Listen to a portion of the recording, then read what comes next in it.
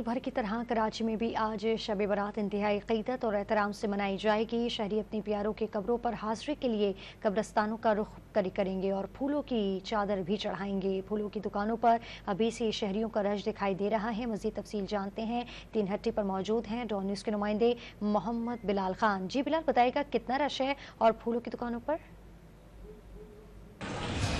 जी बिल्कुल, देखिए आज एक बड़ा दिन है और पाकिस्तान भर की तरह कराची में भी ये इंतहाई अक़ीदत और एहतराम से मनाया जा रहा है।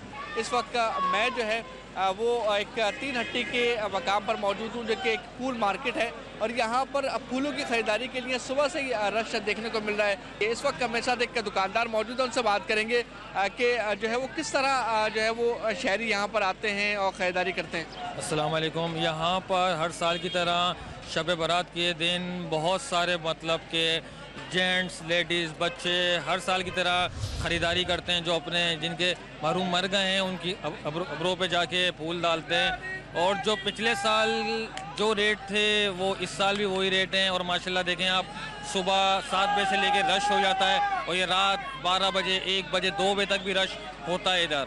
जी बिल्कुल, देखिए इनका यही कहना है कि सुबह से ये ख़रीदारी का सिलसिला शुरू होता है जो कि रात गए तक जारी रहता है। दूसरी जानिब अगर सिक्योरिटी की बात की जाए तो सिक्योरिटी के इक़दाम भी इंतहाई सख्त देखने को मिल रहे हैं।